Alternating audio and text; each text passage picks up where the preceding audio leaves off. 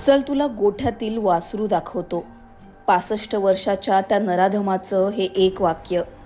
3.5 वर्षाच्या त्या कोवळ्या जीवानं पुढे तिच्यासोबत काय घडणार याची जराशीही कल्पना केली नसेल. तिच्या शरीराचे लचके तोडून या नराधमानं दगडाने ठेचलं. तिचा खून केला. मृतदेह शेणाच्या ढिगाऱ्याखाली पुरला.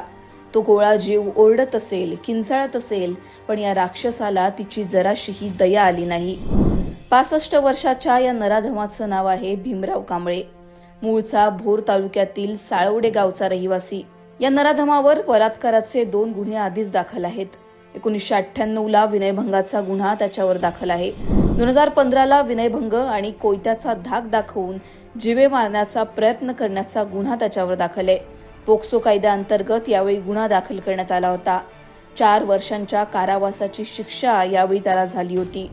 या दोन्ही प्रकरणातून जामिनावर त्याची सुटका झाली.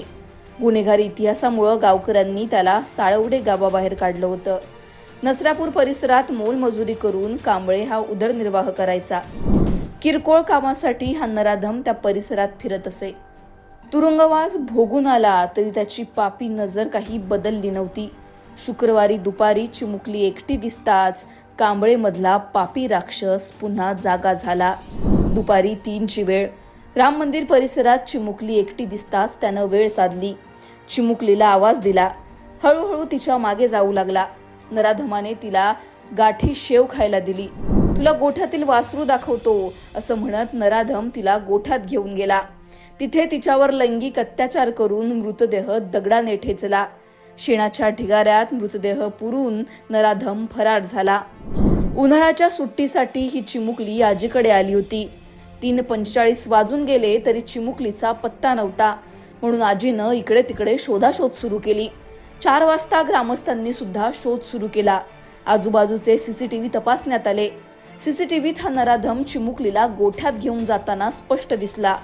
गावकऱ्यांनी त्याला शोधलं, त्याला चोप दिला. त्यानंतर या नराधमानं मृतदेह लपवलेली जागा सांगितली. पोलिसांनी या नराधमाला ताब्यात घेतलं. पण या घटनेनंतर गावकऱ्यांच्या संतापाचा उद्रेक पाहायला मिळाला. आरोपीला ताब्यात द्या अशी मागणी गावकऱ्यांकडून जोर धरू लागली. या घटनेप्रकरणी पुणे ग्रामीण पोलिसांकडून कसून तपास सुरू आहे. आरोपीला फाशीची शिक्षा देण्याची मागणी गावकरी करतात. मुख्यमंत्र्यांनी फास्ट ट्रॅक कोर्टात हे प्रकरण नेऊ, आरोपीला मृत्यूदंडाची शिक्षा देऊ असं म्हटलंय. मालेगावच्या 3.5 वर्षाच्या चिमुकलीवर झालेल्या अत्याचाराचं प्रकरण ताजं असतानाच माणसाच्या वेशीतील आणखी एका जनावरानं पुन्हा एका चिमुकलीचे लचके तोडले. अत्याचार झाल्यानंतर 2 दिवस नेते आक्रमक होतात. आरोपीला ताब्यात घेऊन कठोर शिक्षेचं आश्वासन सुद्धा दिलं जातं. पुन्हा 3ऱ्या दिवशी आणखी एक बलात्कार होतो. या घटनांना जबाबदार कुणाला धरायचं? या नराधमांना कायद्याचा धाक का उरला नाहीये? या राक्षसांना चाप बसणार कसा? हे आणि असे अनेक प्रश्न यानंतर उपस्थित होतात. या प्रश्नांची उत्तरं कधी मिळणार हा सुद्धा एक प्रश्न आहे.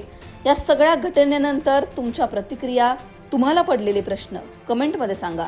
लोकमतला सबस्क्राईब केलं नसेल तर सबस्क्राईब करायला विसरू नका.